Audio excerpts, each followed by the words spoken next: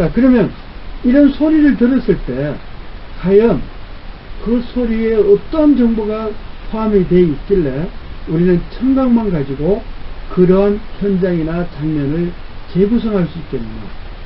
저는 시골에서 자랐는데요, 어렸을 때는 이렇게 전등불을 켜는 것이 참 어려웠었어요. 그러니까 전기 사정이 별로 좋지 않았다는 거죠. 그래서 이 어두워지면은 무조건 불을 끄고 라디오를 켜는 그런 습관이 돼 있어요. 그러면 그때 뭐 전설 따라 뭐 구말 그러면서, 아니면 전설의 고향, 뭐 엄마 찾아 산말기, 뭐 이렇게 이런 것들을 라디오 드라마로 많이 들려준 적이 있었는데, 내가 경험을 하지 않아도 거기에 나오는 소리가 들리면은 내 머릿속에서는 그런 모든 장면이 재구성이 된다는 것을 알았어요. 즉 소리는 그 소리의 음향 효과에 의해서 우리가 장면을 연상을 할 수가 있는데, 그것이 비록 경험을 하지 않을지라도 학습에 의해서 그런 것을 연상을 해낼 수가 있다는 거죠.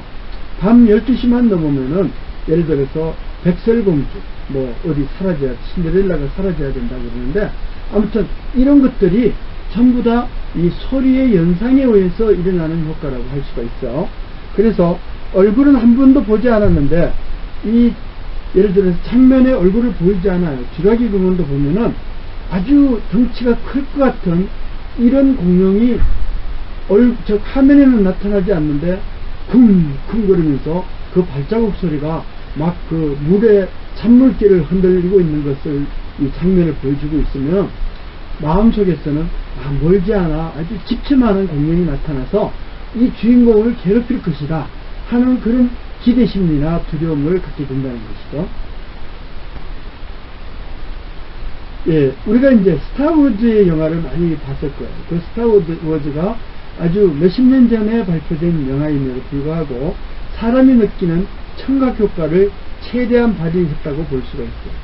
거기에 강성금에는 불빛이 나오면서 이렇게 막 칼싸움을 하고 있는데, 이상하게 강성금이 그 삑삑 소리 나는 이런 장난감 소리가 아니고 윙 그러면서 마치 점의 소리를 입혀서 들려준다는 것을 느낄 수가 있어요. 단순하게 삑삑거리면은 이거는 너무 가벼워 보이고 고주파음이기 때문에 날아갈 듯한 소리로 느껴져서 그렇게 위협을 못 느끼게 된다는 거예요. 근데 여기서 윙 이렇게 하면은 마치 뭔가 무거운 아니면 날카로운 톱니 같은 그런 칼날들이 상대방을 해치고 있구나.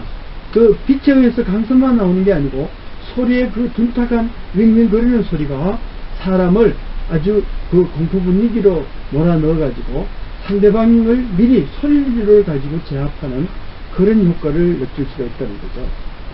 그리고 여기 이제 효과음으로 봐서 TV를 이렇게 켤 때 또 끌 때 뭐 이런 소리 같은 것들도 다양하게 이제 재현할 수가 있고요. 그 다음에 이 전투기 소리가 이렇게 있을 때, 그러면 첫 출발을 할 때 비행장에서 녹음을 하면은 소리가 너무 커가지고 오버로드가 걸리고 그래요. 그러니까 이것을 어떻게 조용하게 이창용하게 할 수가 없느냐. 진공 청소기를 처음에 가동할 때는 팬이 윙 하면서 올라갔다가 끄면 윙 그러면서 이렇게 저음으로 모터의 속도가, 회전 속도가 늦어진다는 걸 알 수가 있는데, 그런 것들을 이제 예를 들어서 전투기 소리, 모터 소리 뭐 이런 것을 하고요.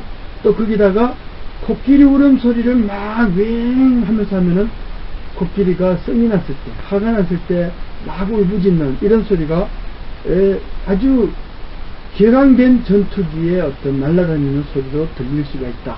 뭐 이런 것들이 이제 시동음을 제한하기도 하고 이런 다양한 음향 효과를 낼 수가 있다는 거죠. 아무튼 쥐라기 공원에서 우리가 그 소리가 없다 그러면 과연 공룡의 의미를 받아볼 수가 없는 거예요.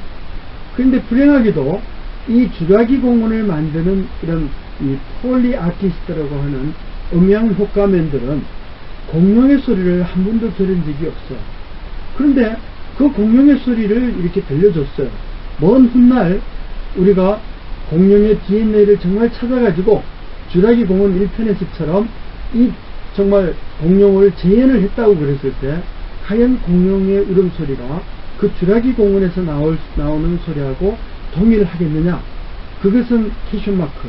왜 그러냐면은 이렇게 공룡처럼 코가 길다든가 입이 크다든가 귀가 클 경우에는 절대로 사람이 들을 수 있는 소리를 낼 수가 없다는 것이죠. 그러나 일단은 영화 장면에서는 실감나게 정력적이고 뭔지 모르지만 아주 덩치 있는 이런 소리를 만들어내야 되기 때문에 덩치가 비슷한 코끼리가 아주 화가 났을 때 동료를 찾는 이런 울음소리에다가 전기톱질에 에너지원이 들어갔으니까 윙 그러면서 아주 정렬적인 정력적 파워를 갖고 있는 이런 엔진 소리를 거기다 섞어가지고 공룡의 그 강렬한 울음소리를 만들어냈다는 것이죠. 그러니까 그런 소리는 사실은 존재하지 않는다는 거예요. 이렇게 영화에서는 사실은 한 번도 만나볼 수 없고 즉 만나기만 하면 곧 죽음을 알리는 이런 귀신 소리 같은 경우도 마치 정말 귀신을 본 것처럼 그런 소리를 들려주는 이런 효과음을 만든다는 거죠.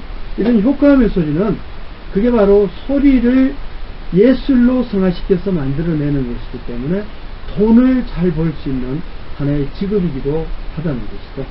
그래서 이런 효과의 소리가 전부 높이의 고저를 활용해 가지고 고유한 소리의 특징을 만들어냈습니다. 그러니까 뭔지 모르지만 광선검으로 막 싸울 때 삑삑 그러면서 어린애 장난감 소리가 나온다 그러면 볼품이 없어질 텐데 그게 윙 그러면서 마치 처음에 자동차 엔진 소음 같은 것이 들린다 그러면은 그러면 아주 무게감 있고 박력 있는 이런 소리를 만들어내지 않을까 그런 생각이 들어갑니다. 자, 어차피 우리가 영화의 효과음으로 이야기를 했어요. 그러면 동물들은 도대체 사람이 못 듣는 소리를 갖고 있다고 그래요. 그래서 그거를 사람은 오감을 통해 가지고 세상을 보고 듣고 만지고 이렇게 하지만 동물들은 과연 이 오감 외에 육감을 갖고 있는 것이 아닐까. 그래서 이제 소리에 대해서 많은 연구를 했더니만 그 육감을 갖고 있다기보다는 같은 청감 영역이 있는데 그 청감 영역에서 좀 더 사람보다 넓은 높이, 이 고저를 듣게 된다는 거예요. 그러니까 사람이 듣는 게 가청 주파수라 그러면 그거보다 낮은 초저주파음이나 또 그거보다 높은 초고주파음, 즉 초음파를 동물들은 듣고 있다는 것을 알 수가 있습니다. 그래서 여기 있는 도표는 뭐 이게 동물학자들에 의해서 이렇게 만들어지기 때문에 정확하게 과학적이다 이렇게 이야기를 할 수는 없지만 아무튼 이렇게 네이버라든가 다음에 나와 있는 그 소리 주파수를 근거로 해가지고 여기 보여줄 수가 있어요. 일반적으로 강아지는 저주파는 한 15Hz에서 5만Hz, 즉 사람보다 훨씬 더 높은 주파수를 듣는 거죠. 그래서 외국에서는요 이렇게 좀 가정의 건축 구조가 좀 떨어져 있어도 그렇게 밤에 개가 짖게 되면, 강아지가 울거나 짖게 되면은 그럼 그 다음날 옆집에서 신고를 하잖아요. 그러면 구청에서 나와가지고 강아지를 데리고 가서 한 3, 4일 동안 절대 무슨 일이 있어도 짖지 말라고 트레이닝을 시켜줘요. 짖으면은 그건 소음공해이기 때문에.